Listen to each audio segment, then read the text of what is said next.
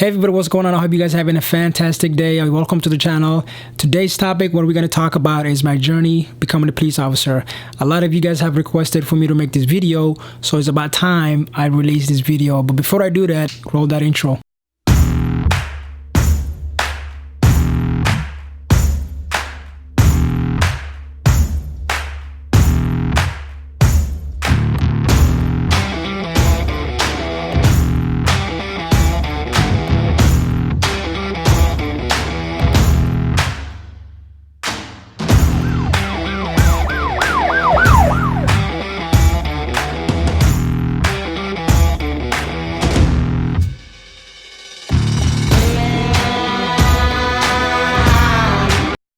Hey everybody, my name is Muhammad. One of the things that I talk about in this channel are travel vlogging. I love traveling and go explore the different part of this place that we call home. The other thing that I talk about is law enforcement related subjects, which is hence the video that I'm going to be making today. The other thing that I cover is healthy lifestyle. So if you're interested in those kind of stuff, why don't you go ahead and hit that subscribe button. It's going to be there below you and it's going to look like something like the screen behind me. And also before we move forward, why don't you go ahead and smash the like button so that the YouTube algorithm can push my video so more people can view this content that I'm making. So I'm going to take you back all the way to my high school when I graduated from my high school and the story of my story of becoming a police officer here in the state of Minnesota. So it all started at my senior year.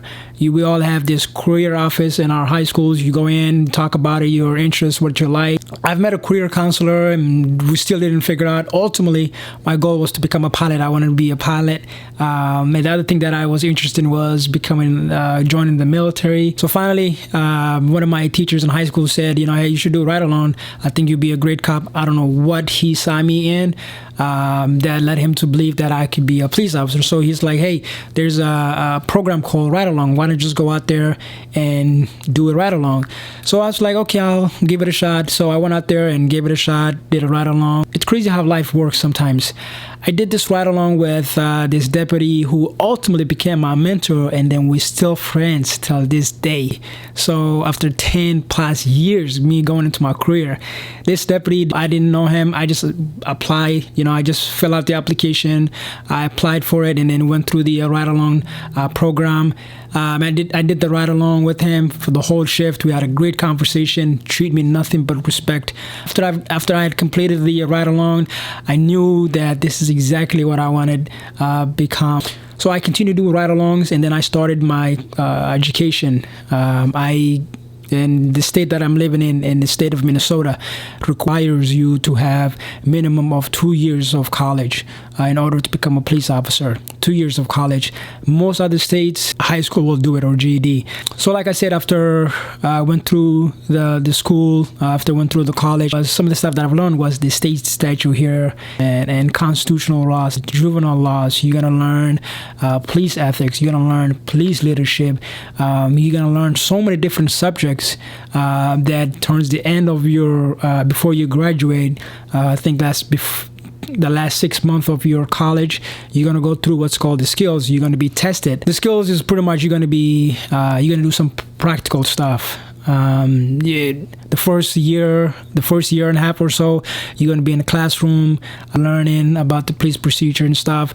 The last half of your 2 years, you're going to be learning practical. So everything that you have learned in class, now you're going to be putting into practice. So you're going to be doing hands-on stuff.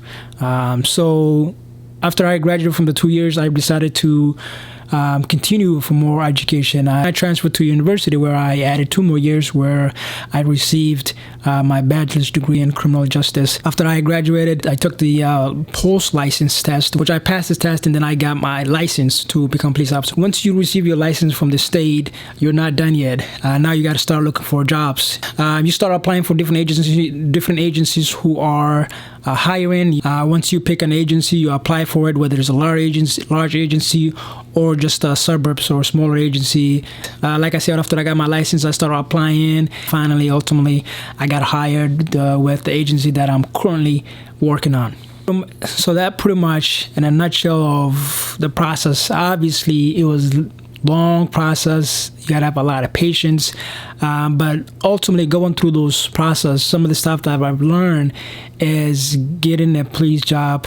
It's extremely challenging, extremely difficult, and there's a lot of competitiveness that you're going to be competing with people from all over the state. So obviously, the steps that I just explained is only Minnesota. It's only here in the state of Minnesota. However, if you want to be a police officer in a different state other than Minnesota, obviously those states are going to have their own rules and regulations that you have to follow. So I would highly recommend you, the great place to start with, which I think has helped me a lot, is by going a local department. Whatever city you're at, go to that agency, say, hey, I want to do ride along. So it all depends on who you get. But I was just fortunate enough to have that deputy who showed me the positive side, helping people out and in very, when they're in the lowest level of their life. So that kind of stuff was eye-opening for me. If you're a young person right now who is in college and thinking about becoming a police officer, or you're just getting started college, you have to understand you got to have a clean record. What does that mean? The number one thing is don't have too many speeding tickets. Imagine you apply for an agency and you had all these different accidents and all these speeding tickets, and you're given a squad car and you are given the authority to drive fast and go places safely, but your driving record really sucks.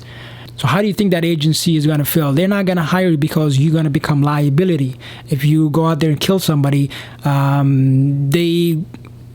people will look through your file. Your file becomes public, and they're going to realize, this department ignored this person's driving behavior. So if you got a couple of speeding tickets here and there, and there's a period of time between those speeding tickets, it's fine. It's not the end of the world. Don't have any like disorderly conduct or assault or domestic or DUI or all that stuff. So you're gonna have a lot more obstacles in order to see your dream of becoming a police officer. So stay out of trouble, pretty much. That's what I'm saying. The other thing you're gonna have to realize is there's gonna be tons of paperwork.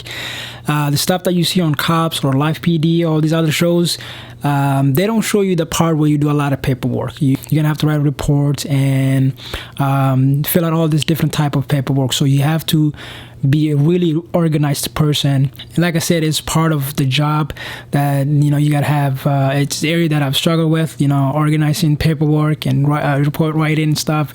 English is not my first language, so it's just an obstacle that you have to overcome. So like I said, you're gonna be facing those challenges. It's fun. It's fun to go out there, kick doors, pursue people, foot pursuit, vehicle pursuit, get into, wrestle with people, help people that need help, protect people's life and property. You're going to be doing multiple different things. That's one thing that I really like about this job. You're not going to be doing the same thing that you did yesterday. There's just so much to talk about in this field. So thanks for tuning in. I really appreciate it. So like I said, if you really enjoyed this video, please give it a thumbs up, and that, like I said, it helped me to get YouTube push this video so a lot of people can have access to this video. So I appreciate it again. Thanks for tuning in. I'll see you Monday.